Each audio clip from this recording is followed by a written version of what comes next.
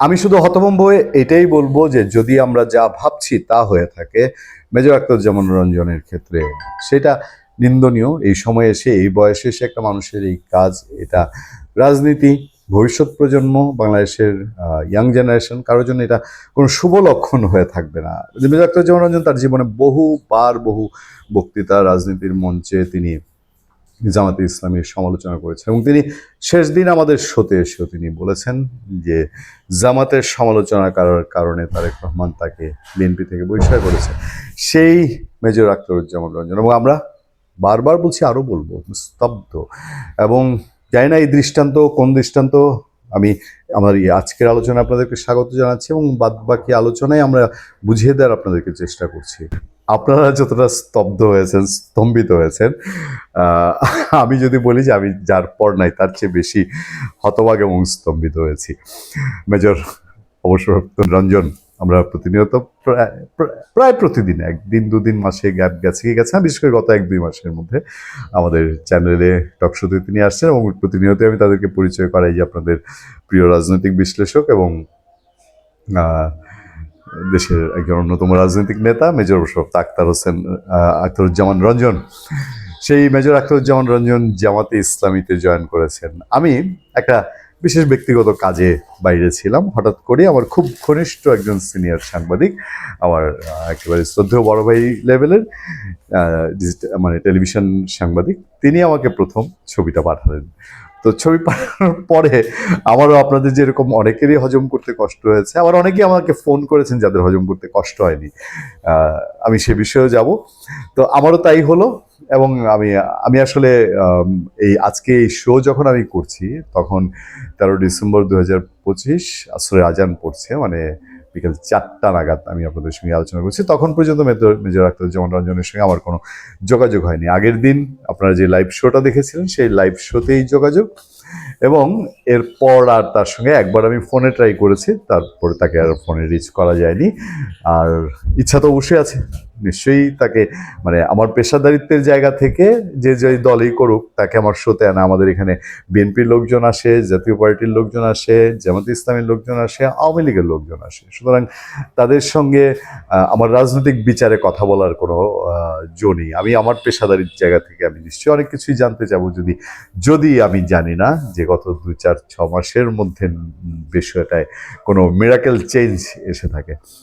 যাক, আমি হতভম্ব, স্তম্ভিত। আমি অনেকেই যেরকম মনে করেছেন, যদিও আমি যেটা বলছিলাম যে আমাকে কেউ ফোন করে বলেছিলেন যে আমরা যারা আপনার শো দেখি, মেজর আখতারুজ্জামান রঞ্জনের শো দেখি, তাদের কাছে আমরা অতটা হতভম্ব হইনি, কারণ তার কথার ডেলিভারি, তার বিষয় আশয় আমাদের কাছে মনে হচ্ছিল যে ওনার অন্য কোনো বিষয় আদি আছে। আমি যদি বলি, আমাকে ব্যক্তিগতভাবে কেউ জিজ্ঞেস করেন যে আমি মাঝে মধ্যে এই মেজর আখতারুজ্জামান রঞ্জনকে ধরে বসতাম যে তিনি যখন খুব বেশি এনসিপির পক্ষে কথা বলতেন, এনসিপির নেতাদের পক্ষে কথা বলতেন, উপদেষ্টা, 2জন ছাত্র উপদেষ্টার পক্ষে কথা বলতেন, আমি আমার যুক্তি থেকে, আমার পর্যবেক্ষণ নিয়ে তাকে প্রশ্ন করতাম।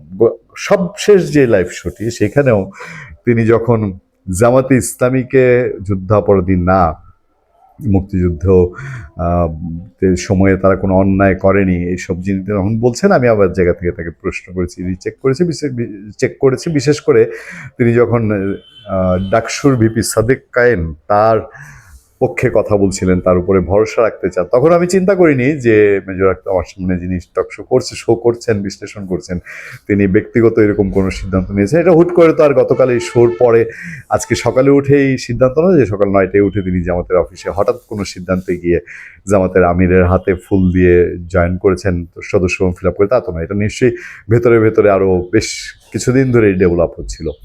তো তিনি যখন সাদেক কায়েম নিয়ে কথা বলছেন, আমি তাকে বলেছিলাম সাদেক কায়েমের উপরে দলমত নির্বিশেষে বাংলাদেশের 18 কোটি মানুষ বা ঢাকার 2-3 কোটি মানুষের আস্থা রাখার মতন কোনো কিছু সাদেক কায়েম তাকে দেখাতে পারেন। সে সিম্পল একটা ডাকসুর ভিপি, এরকম ভিপি বহু আসছে গেছে।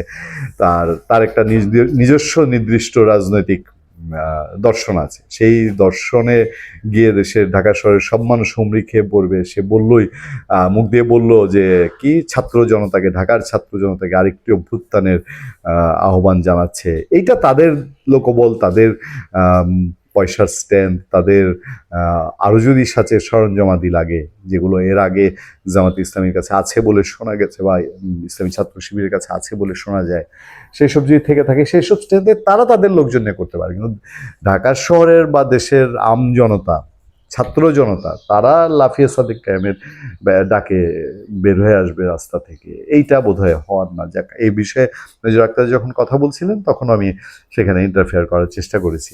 তো তখন পর্যন্ত আমাদেরও ধারণা নেই, আমিও স্তব্ধ, আমি অনেকটা হিসাব মেলানো কঠিন। এই হিসাব আমার মাথায়ও আসছে যে আপনারা দর্শকরা যখন আমরা লাইভ শো করি তখন যখন প্রশ্ন করেন যে ওনার সঙ্গে কি ইন্ডিয়ার যোগাযোগ আছে কিনা, ইন্ডিয়ার কোনো সিগন্যাল আছে কিনা, ইন্ডিয়ার কোনো সিগন্যালে উনি কোনো সিদ্ধান্ত নিচ্ছেন কিনা, জামাতের প্রতি ইন্ডিয়া দুর্বল বা ইন্ডিয়া এখন জামাতকে সাপোর্ট দিচ্ছে অথবা আওয়ামী লীগ ইন্ডিয়াকে সাপোর্ট দিবে, এইসব ইকুয়েশন আছে কিনা, এগুলো মেজর আখতারুজ্জামান রঞ্জন ভালো বলতে পারবেন। এবং আমরা তাকে নিশ্চয়ই আবারও এই আমাদের সেই শোতে, যে শোতে তিনি একেবারেই সাংঘাতিকভাবে গত কয়েক মাস সময় দিয়েছেন, সেখানে তিনি আসলে আমরা এই প্রশ্নগুলো তাকে করতে চাই।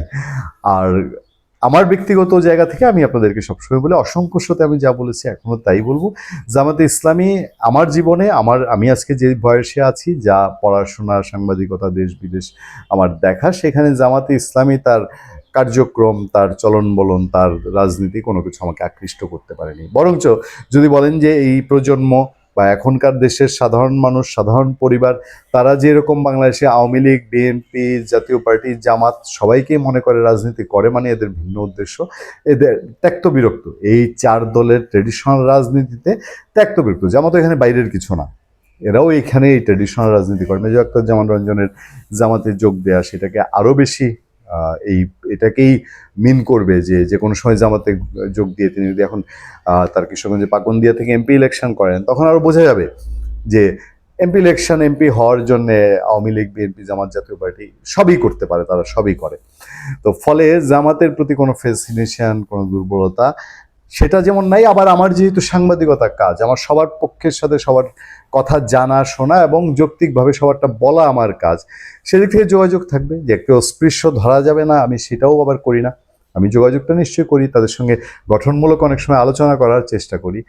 ফলে আমার পেশাগত জায়গা এবং নৈতিক জায়গা দুইটা ভিন্ন দৃষ্টিভঙ্গি আছে। সেখানে মেজর আখতারুজ্জামান রঞ্জনের জামাতে যোগ দেয়া আজকে খুব আলোচিত হয়েছে, সব পত্রপত্রিকায় এ নিয়ে নিউজ হয়েছে, এবং আমাদের মধ্যেও, আমরাও যখন খবরটা পেলাম আমাদের কাছেও ব্রেকিং এ লেগেছে।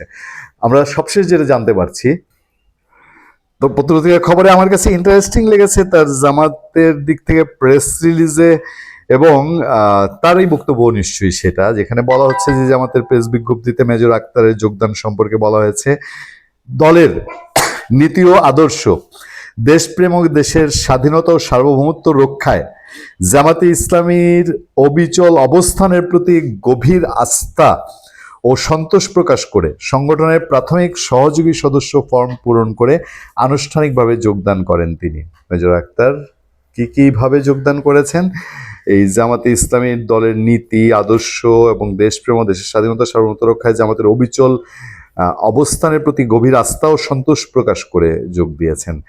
ইসলাম ও ইসলামী মূল্যবোধ, দেশের স্বার্থ এবং স্বাধীনতা সার্বভৌমত্ব রক্ষায় অবশিষ্ট জীবন অতিবাহিত করার দৃঢ় প্রত্যয় ব্যক্ত করেন। পাশাপাশি বাংলাদেশের জামাতে ইসলামীর নিয়ম নীতি, আদর্শ, দলীয় শৃঙ্খলা ও আনুগত্যের প্রতি সর্বদা অনুগত থাকার অঙ্গীকার করেন। এই প্রোগ্রামে জামাতের সেক্রেটারি জেনারেল সাবেক এমপি মিয়া গোলাম পরোয়ার ও সহকারী সেক্রেটারি জেনারেল মাওলানা আব্দুল হালিম তারা উপস্থিত ছিলেন।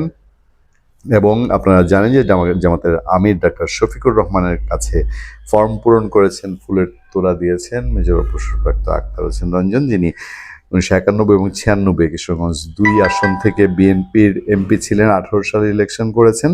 তারপর 22 সালে তিনি যখন বহিষ্কার হলেন, তারপর অনেকবার তিনি বিএনপিতে ফিরতে চেয়েছেন, বলেছেন, তার আক্ষেপ ছিল বিএনপিকে নিয়ে। আমার মনে আছে তিনি বহিষ্কৃত অবস্থায় 22 সালের শেষে বা 23 সালে আমি তাকে 21 টেলিভিশন সাক্ষাৎকার সব শেষ করি, তিনি 21 টেলিভিশন অফিসে এসেছেন। তখনও তিনি আমাকে এমন কিছু তথ্য তিনি বলেছিলেন বিএনপি সম্পর্কে, বিএনপির অভ্যন্তরীণ রাজনীতি সম্পর্কে এবং বিএনপির জিয়া পরিবার সম্পর্কে, অর্থাৎ তারেক রহমান, বেগম খালেদা জিয়া তাদের সম্পর্কে, সেগুলো তখনকার জন্য বেশ ব্রেকিং এবং নানান রকম খবর ছিল। যাকে এসবের মধ্যে দিয়ে মেজর আখতারুজ্জামান রঞ্জন, তিনি কি জামাতের ভবিষ্যৎ এমপি, নাকি শুধুই মাত্র আদর্শ, মানে আদর্শের কথা বলা, নাকি গতানুগতিক রাজনীতিতে গা ভাসানো, সেসব প্রশ্নের উত্তর পাওয়ার অপেক্ষায় থাকবো মেজর আখতারের সাথে যোগাযোগ হওয়া পর্যন্ত। ভালো থাকবেন, সুস্থ থাকবেন। আপনার সাথে আমি আতিক রহমান, পূর্ণিয়া।